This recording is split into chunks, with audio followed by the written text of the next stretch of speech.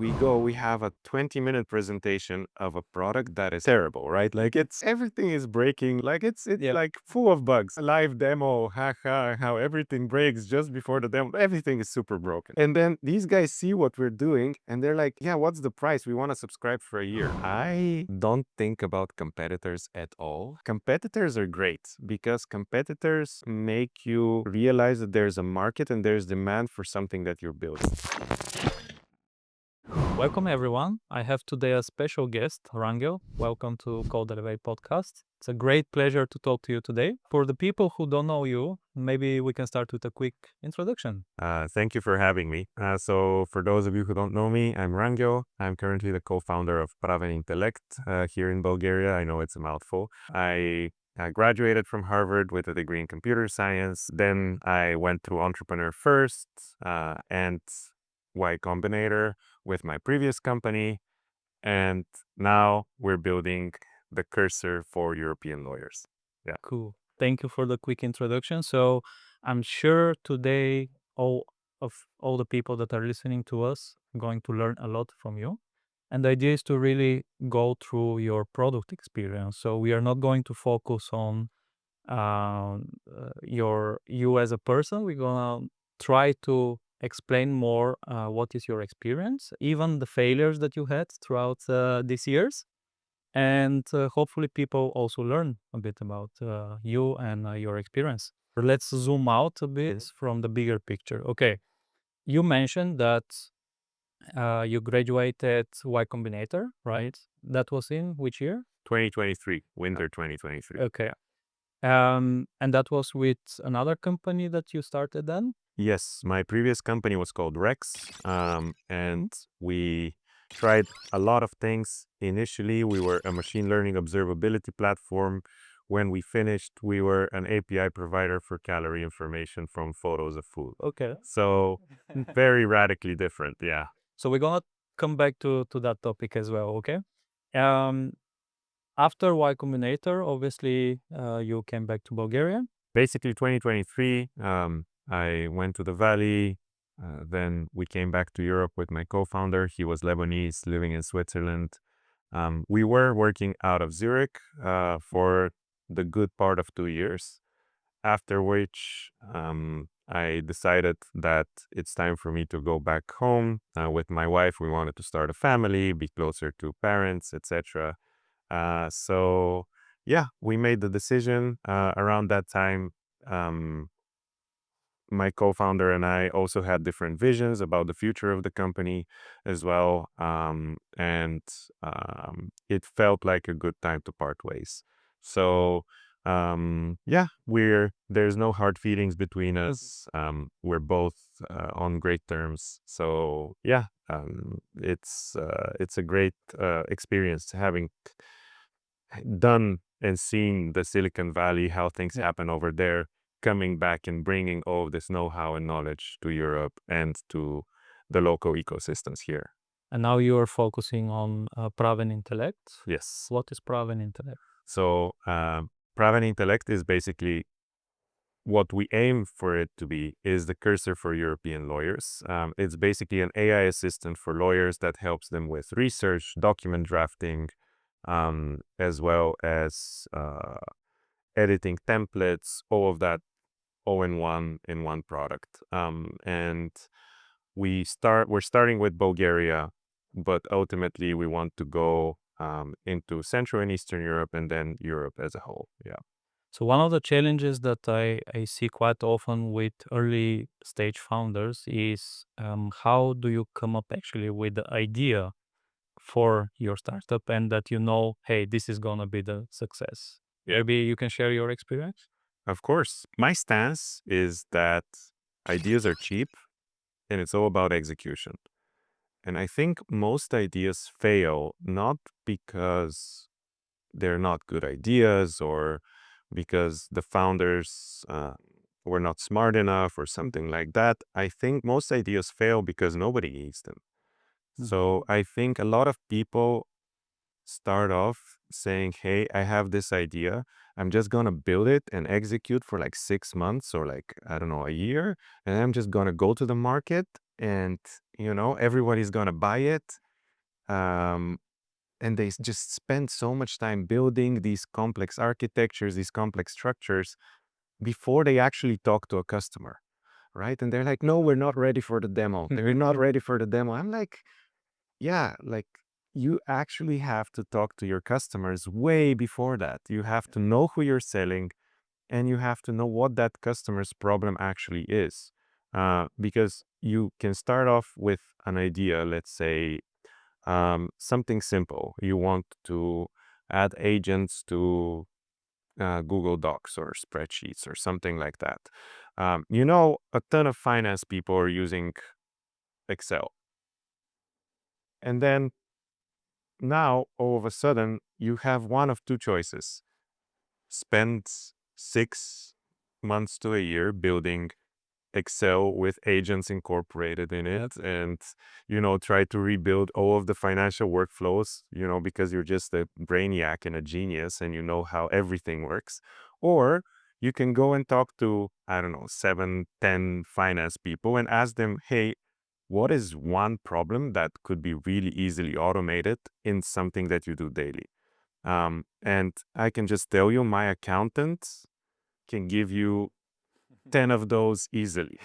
And when you go to 10 people and you see what the recurring ones are, you can just come up with something simple, something stupidly simple that already brings a lot of value to these people, and then offer it to them at first for free to see, hey, is it actually solving the problem? And then afterwards, you can start charging. Um, Ideally, actually, if somebody's willing to pay, you start charging right away. That's the best part, right? Yeah, Like if yeah. that's the biggest signal that you're doing something that people want. Yeah. So you mentioned two things that I really love what you said. The first one is actually one problem.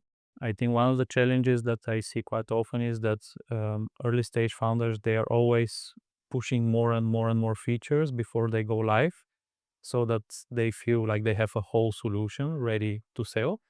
But in your case, it looks like you actually found one specific problem and you built one specific solution, and then you went live with the audience that you already discussed with.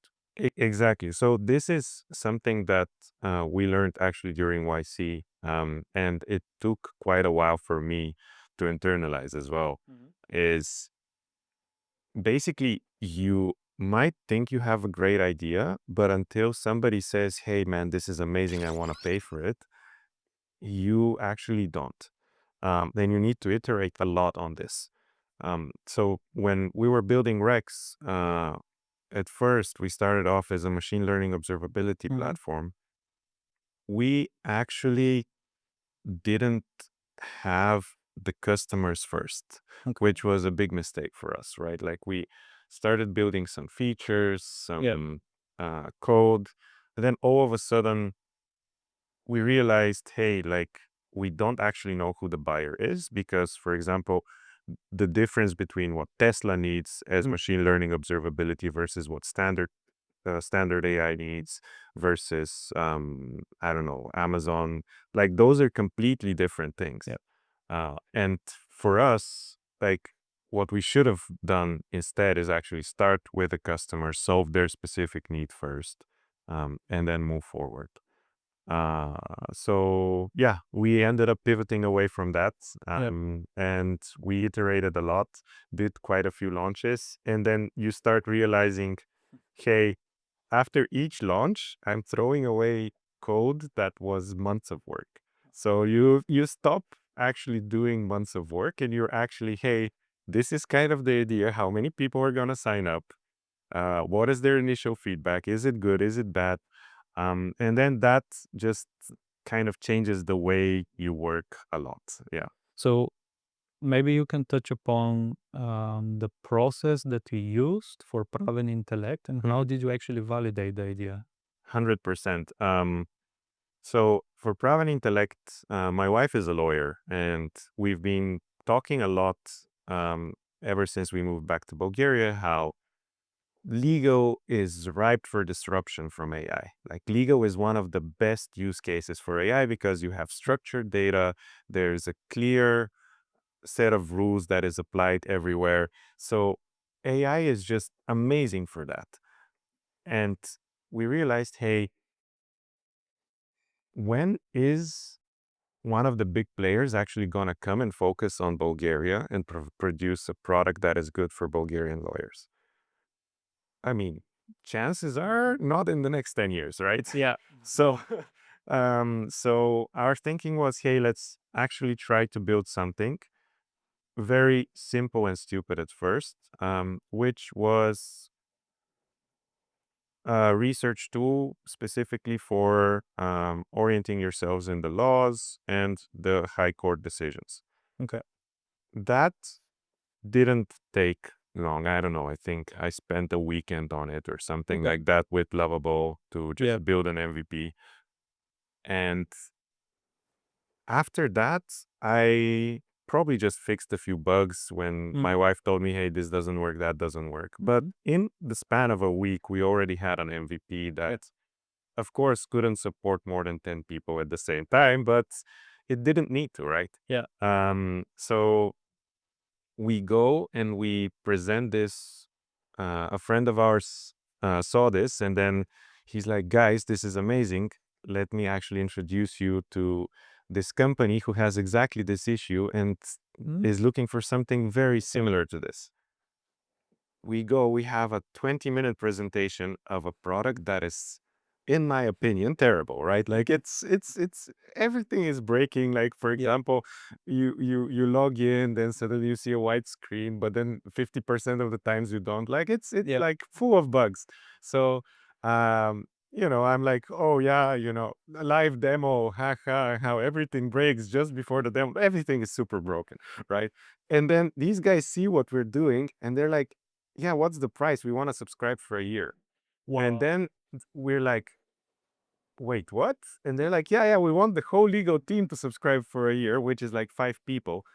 And we're like, oh, what's the price? Where's the wind blowing today? Here's like some price that we Yeah. thought makes sense. And they were like, yeah, sure, we'll buy it. Perfect.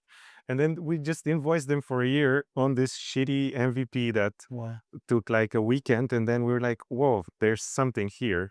Yeah. And then we improved the products. And basically, ever since then, every demo that we do, the conversion rate per demo is something like 85%, something along those Crazy. lines. Yeah. So that was really the moment when you realize, hey, we are on the good side. Yeah. So Yeah. we should invest. Yeah. Basically, the moment where we'd go into the room and these guys were like, guys, this is amazing. If we have this is saving us hours of work. It's a no-brainer. Yeah. So one of the things, and thank you for sharing, first of all, I think it's really interesting what you're saying and what you experience here, because you actually found really one specific problem for one audience. You built something in a weekend, and then you see the success of it, and you already got your first paying customer. Exactly. That's simple. And that in the span of 2 weeks, right? And that in the span of 2 weeks. Like it's insane. And my point is that this kind of process you can find with almost every idea you have. Yeah. And you don't need months of talking to Yeah. people. Like, if they don't want to pay for it, then it's not good enough. Like, you need to find something else probably. And you mentioned, obviously, in the previous experience that you had also within Y Combinator, that was probably not the case. So you went through several pivots, right? Yeah, we went through quite a few pivots. One interesting thing there is that I don't know if you're familiar with Cal.ai. They recently got acquired by MyFitnessPal. We actually built something very similar to them before them, and launched it. And that's kind of how we ended up being an API provider for Yeah. food calories. But essentially, what we launched after a couple of pivots was a gamification workout platform with a Telegram bot that you can send a photo, to, and then it basically tells you how many calories are in that photo. Okay. And the funny part is, it also worked when I sent a photo of you or me, like interesting. Yeah. So it was pretty broken as well when we were launching this, but we at that point of time we had thrown away so much code that it didn't make sense for us to actually invest time in in something that we might not use again in a month and a half. But then what we saw was when we launched the gamification platform of workouts that we had actually spent a month and a half working on, and this Telegram bot that we had spent 2 days working on, we had thousands of people sign up through the launch, and then hundreds of them were still using the bot few days later. Okay. So, and then nobody were using the gamification platform. And then we're like, okay, so all the computer vision stuff that we were doing with recognizing movements, all of these things, actually nobody's using that, but people really want this sort of like easy meal logging feature of just sending a photo and then like kind of getting your calories back. Our mistake there was, and we thought we were really smart at the time. Our mistake was that we said, hey, we're not going to build an app for this. We're not going to create yet another app that you download on the Play Store and App Store. We're not going to compete with the big ones, with MyFitnessPal, with Yazio, with all of these apps that already have distribution and big names. What we're going to do instead is we're going to do a WhatsApp bot. And people are going to talk to us on WhatsApp, and we're going to be like their nutritionist on WhatsApp. Yeah. And you can kind of track your calories and everything via WhatsApp. So the user could actually get onboarded on our platform in under a minute using WhatsApp. But the issue with WhatsApp is, you don't have, at that point in time, you didn't have apps that were primarily WhatsApp based. People were not used to paying for something on WhatsApp. They were like, wait, I'm supposed to pay for a WhatsApp bot that I talk to. It's kind of weird. People were not used to the whole ChatGPT thing yet. So they were not used to this conversational AI and asking it questions and kind of discussing with it. And also, the fact that we didn't have an app meant we also couldn't benefit from the distribution network of um, of the App Store and the Play Store. Yeah. So basically, when many people download your app, the App Store and Play Store start featuring you. You start growing popularity. You start getting more and more exposure. And we didn't have that. And for us, actually, the only exposure was through paid ads in that case, which basically was terrible, right? So yeah, we did that for a while. Then we started selling to fitness chains and to other apps as an API provider and building white label solutions for large fitness chains. And that's kind of where the product went, interestingly enough. Whereas some people who didn't overthink this, right, like cow.ai, they just launched. They're like, Yeah. build it, ship it, and then we see what happens, right? Yeah. So that's, and I don't know if you know this meme that has like the stupid guy on one side, the genius guy on the right side, and then like the guy in the middle who's like supposed to be super high IQ or whatever, overthinking everything, Yeah. making sure. Yeah, so like, yeah, I'm pretty sure we fell right in that category where we were like, oh yeah, we're so smart. There's like this incredible business model. Yeah. Before we move to the next team that I have prepared for you, I'm actually super interested to learn what were the KPIs to measure the success that helped you know that you're on the right path for scaling. Like, what was for Praven Intelekt? What was maybe for the previous companies that you did?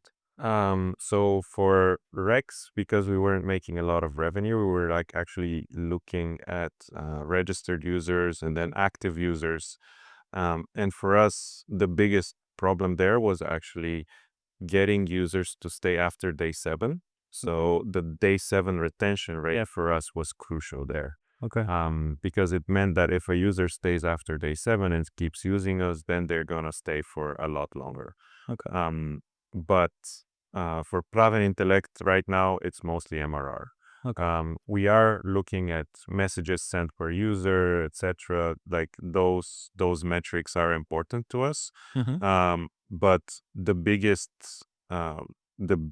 showcase for us is like just the growth of MRR is 40% month over month at least, right? So in Okay. the worst months. Yeah. So yeah, Okay. yeah. So uh, going back to Praven Intellect, so you found out that this is the idea that you want to proceed further, right? So you built something quite fast. You sold it. hmm How did you go? How did you approach the process from moving from AI prototype with Lowboat to Yeah. a really scalable and secure solution? So that's a good question. We basically launched like whole thing, this whole ordeal happened in August. Okay. And then August is a pretty slow month. So I had the time to actually spend, I don't know, about a month revising the architecture, Mhm. looking through, how the things work, what did the AI actually implement here? Yeah. Yeah, so all of these things, and then basically mid-September we did a LinkedIn page for the product. Mm-hmm. We knew already we could support, many concurrent users, that sort of thing. We had already fixed a lot of the bugs that were in the original version, but we could still only do one thing. We could still only do research. We, from the get-go, were very tight on security, specifically GDPR compliance, making sure your data never actually leaves the secure cloud of Microsoft, all of those things. Like those were really important to us from the get-go, Yeah. and they still are. So yeah, like by design, we kind of implemented it this way from the start. But you also need to know your customers, right? Like, Yeah. because maybe for the average person on the street, it's not as important that you don't use their data to target them with ads or something later on. Yeah. But for lawyers, they want to make sure their data is safe. Yeah, their data is their bread and butter right now. Yeah. Makes sense. Yeah. So during this process, obviously you invested more hmm into building a scalable solution.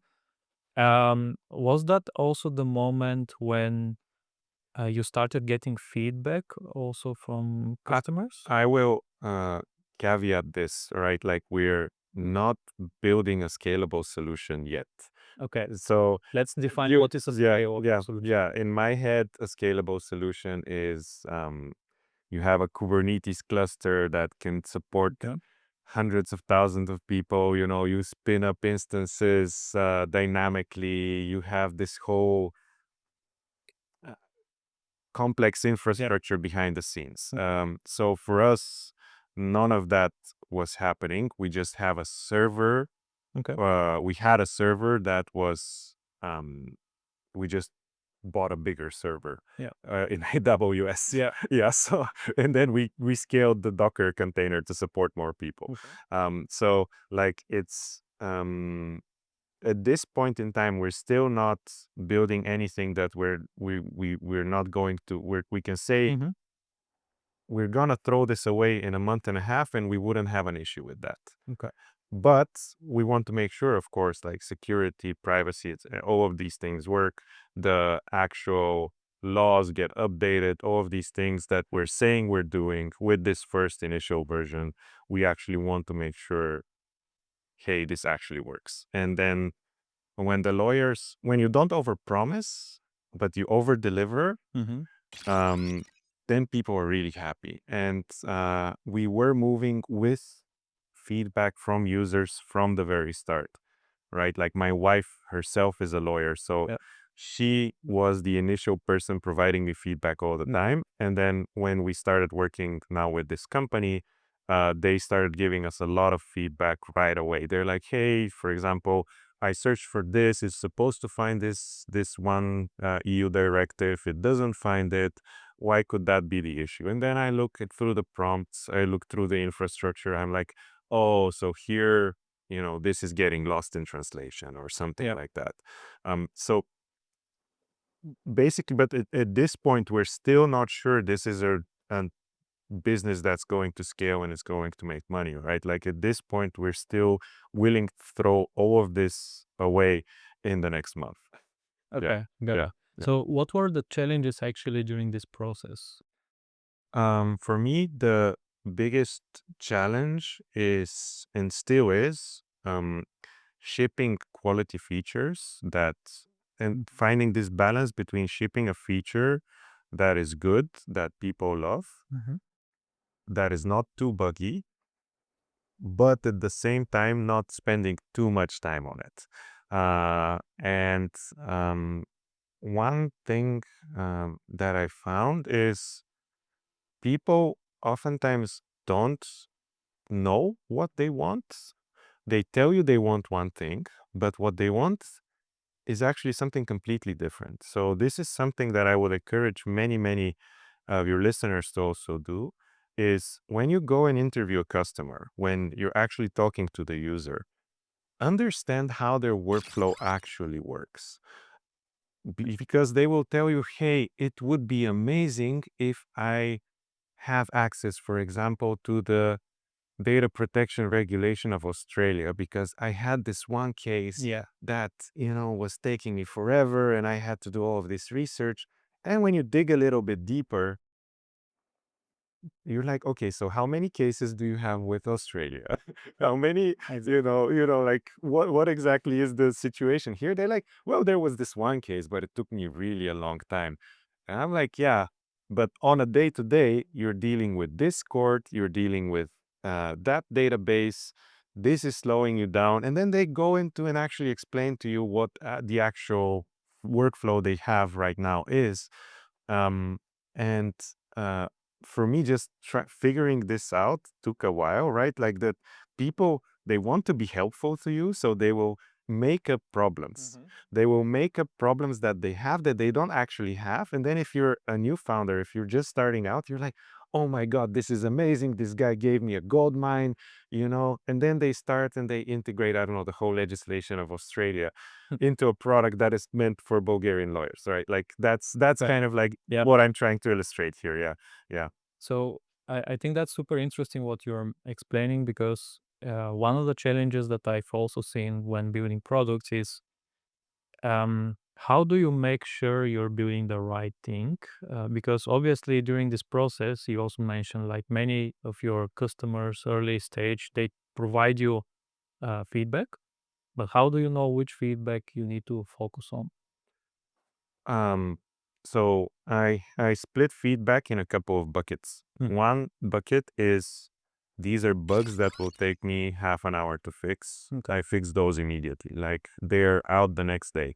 This impresses people a lot because they're like, hey, my feedback is getting heard, my feedback is getting integrated.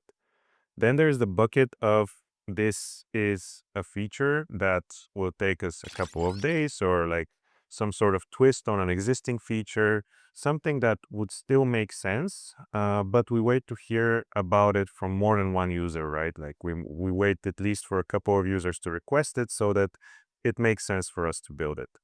And then there's the third bucket, which is like, hey, this is an entirely different product for an entirely different user base. Uh, and there's a lot of things that fall in there. Like so we recently had an accountant who used us in there, like, oh, guys, it would be amazing if you could add like a place where I can upload all my tax returns and then it calculates this. And then like based on this, it gives me whatever yeah, like if basically they wanted a completely different product. And for me, it doesn't make sense that we just shift the Yeah. direction of the product in that way. I think also something that I see it's quite difficult for early stage founders is um, getting feedback or requesting feedback because obviously once you have a small database of many users, how do you actually approach them to share their feedback and honest feedback, right? Yeah. Because sometimes they will always say, yeah, it's good or it's perfect, I don't need anything, but that doesn't help you move forward. So how maybe you can share what are your tips that you used to request feedback? So we have a very good email flow. Mm-hmm. Specifically, when a user signs up, Mm-hmm. we have an email that they receive right away from us being like, hey, this is us. We're the founders. We want to improve based on how you're going to use us. So tell us, what is your use case and how can we help you like in the future? And a surprising amount of people actually message you and they're like, hey, we are this, for example, law firm in Sofia. We use these and these databases, but we're missing XYZ. And then that's a really invaluable thing because it comes straight from the user. It's unfiltered. And it costs you nothing. And you're just sending them a welcome email. Then we have a few more emails that they receive throughout after they signed up. One of the emails is, hey, this is how to prompt better. Another email is, hey, this is, kind of how to you get the best out of the system. Like there's a few of these emails that they receive and they're spaced out, so they kind of keep remembering us. Okay. Uh, Cool. and yeah, that helps a lot. Then with all of our paid subscribers, they have the option to get a Viber group with us or like WhatsApp group or Yep. whatever they use, and they have direct access to us. So whenever they come up with an issue, and this was very crucial for the first users, Yeah. they just message us on Viber and they're like, guys, for example, this is not working. And then we fix it for them the next day and they're like super happy. So, Wow. That's good. and then the word of mouth that this generates is incredible as well, because all of a sudden you have these users who are your ideal customer profile who love what you're building and they tell all of their lawyer friends about it. Yeah. And then like it That just works. creates a very positive buzz around the company. Yeah. Amazing. Amazing that you also already from the beginning you find this way of working as well. Um, maybe I'm curious to learn more about the business model behind Praven Intellekt, and actually, did you change that throughout the process?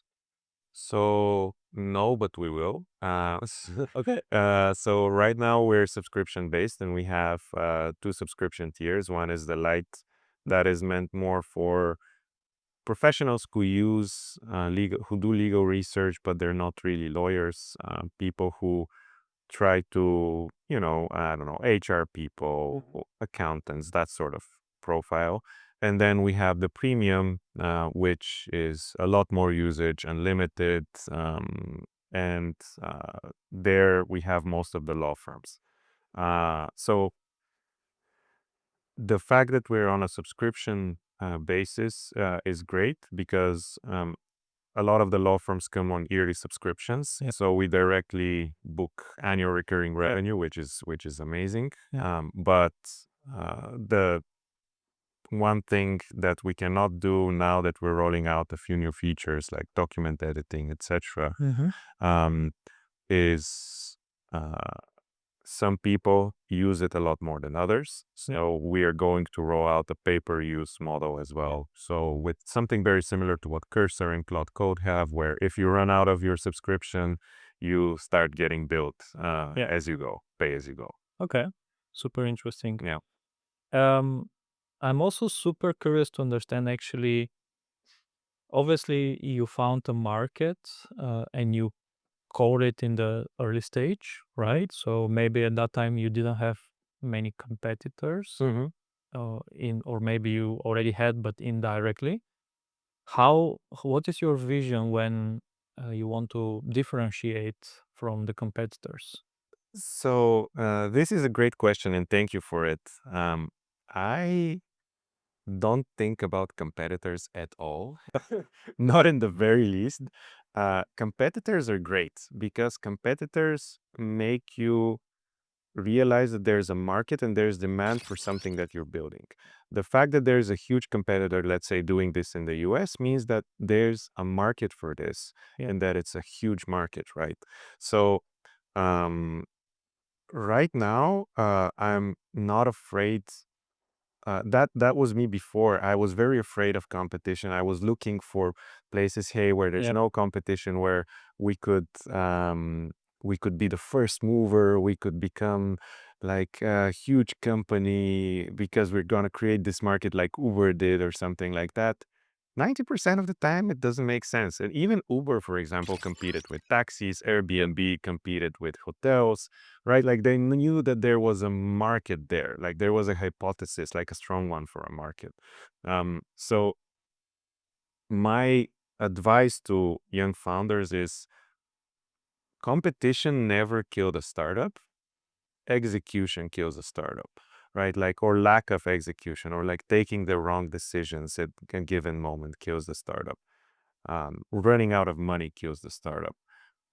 But competition is actually amazing. That means like there's people who've already educated the user on using a similar tool.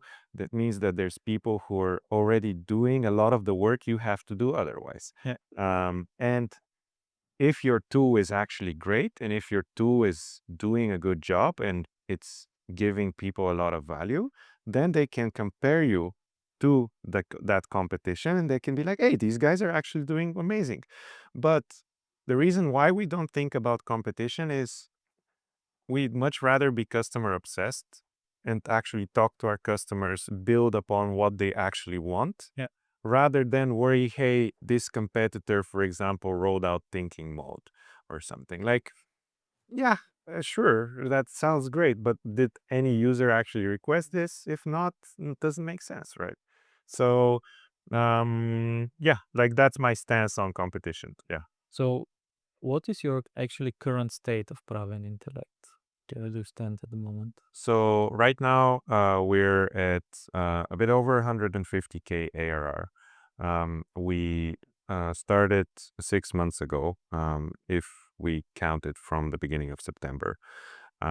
We have we're already working with some of the biggest law firms in Bulgaria, including some banks. Um, and we are going to start fundraising soon, so that we can grow more aggressively in the neighboring countries.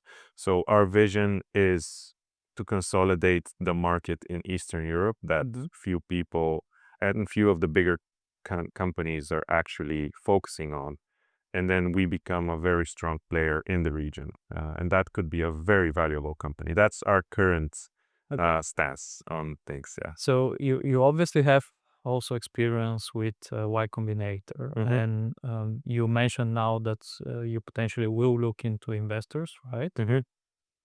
What do investors look when they evaluate your business? So I think the biggest thing that an investor looks at specifically in the early stages is the team. Can this team actually execute? Can this team grow into something huge? If you're, I don't know, straight out of university or straight out of high school, even some for certain cases, if you don't have any work experience, if you don't have any network, if you are not really a domain expert, um, what are you doing building a company in that domain, right? And I know many, many examples like that. Yeah. And like for me, the biggest issue here is that these people, they don't think they need the domain expert at first. And maybe in some cases they're right. Like you become the domain expert with the more time you spend in the market, but you likely will need to figure out a lot more. You will likely need to spend at least 2 years on the market to actually understand the problem in depth, to actually understand the customers in depth.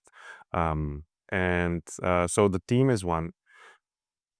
The second biggest thing, um, probably just as important, is traction, right? Like it's one thing investing in a company that's already generating revenue, that's already growing rapidly, that you can see the hockey stick Yeah. graph, right?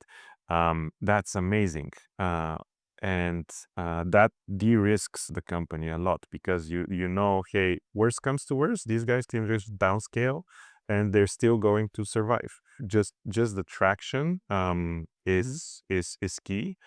And yeah, like I would say other stuff, being in a big market, like sometimes the market pulls out the product, right? Like for example, we recently onboarded a new head of sales, and he was joking the other day. He's like, guys, from all of this inbound, I don't have time to do outbound, which is which is basically the market being Yeah. hungry for what you're offering. Wow. There being a buzz around your name, people actually, pushing you forward and pushing the product forward.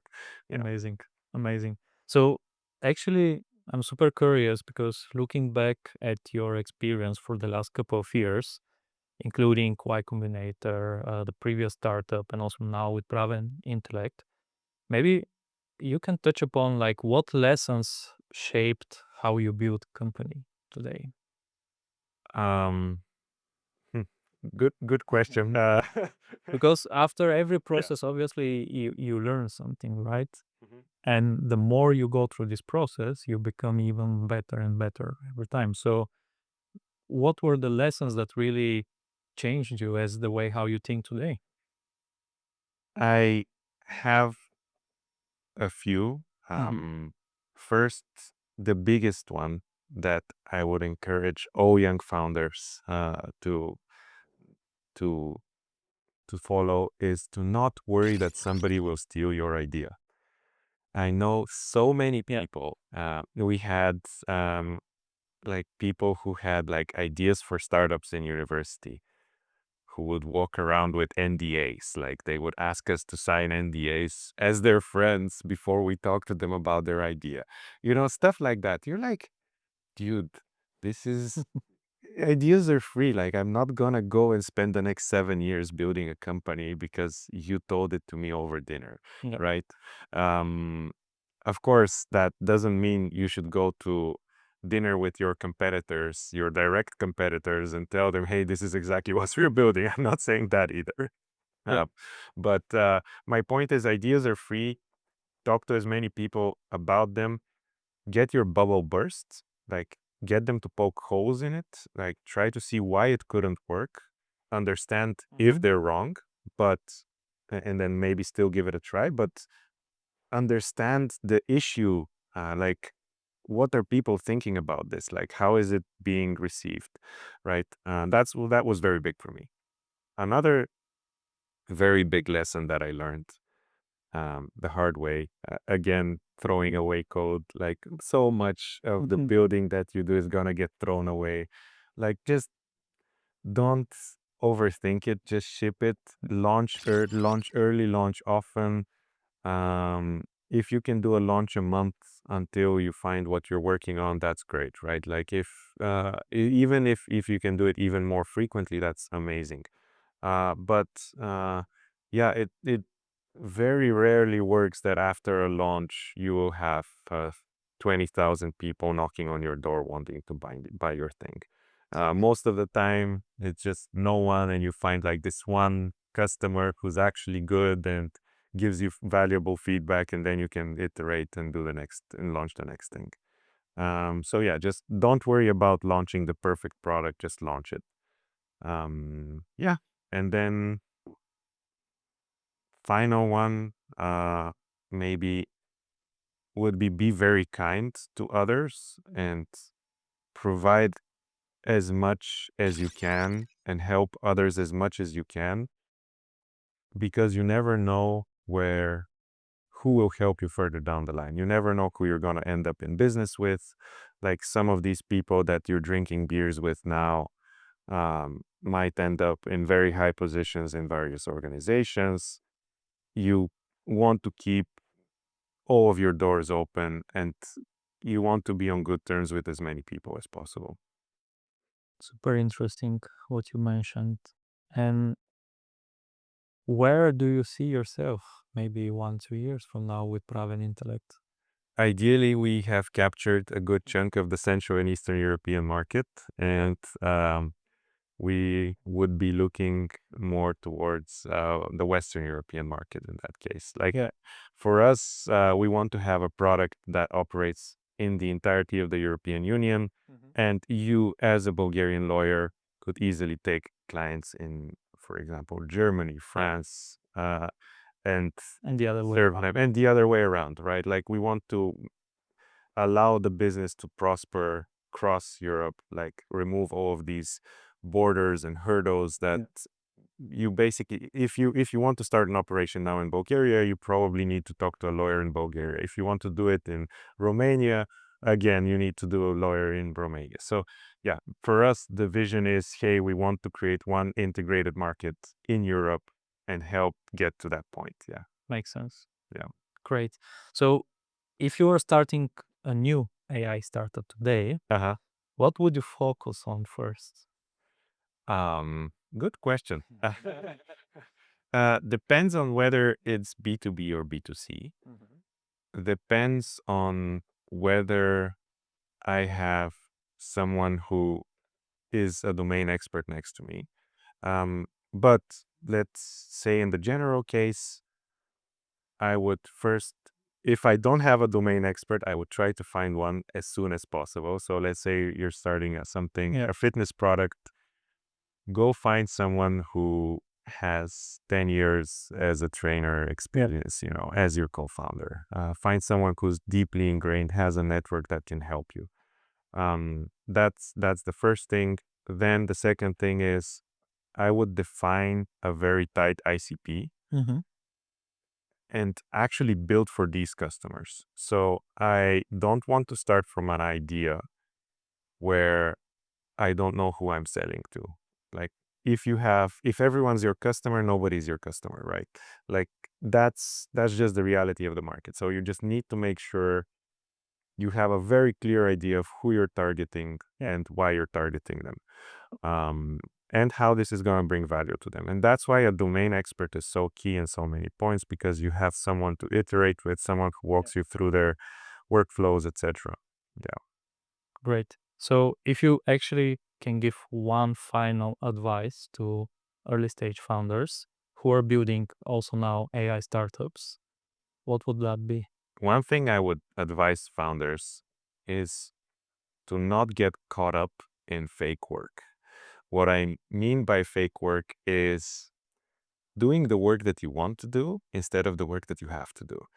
So all of that is building product that nobody's gonna use, setting up flows that you don't need to set up, writing blog posts for SEO optimization that are optimizing for a product that doesn't even have even a remote PMF, right? Yeah. So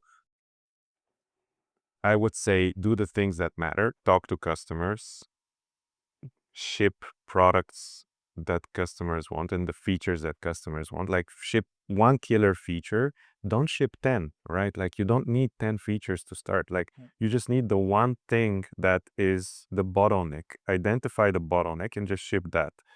And just don't get lost in the fake work, I think. Yeah. Amazing advice. And I'm sure all the listeners will really love this. So, Rangel, it was a great pleasure to talk to you today. It was really interesting story. Thank you for sharing. And obviously, for the people who are more interested about Praven Intelekt, how can they find you? So right now we're at pravenintelekt.com. They can find me on LinkedIn. There's very few Rangels out there. So just Rangel Milushev on LinkedIn. I mean, happy to help anybody who is currently at a crossroads and thinking about what to do next. Yeah. Perfect. Thank you very much. Yeah. Thank you.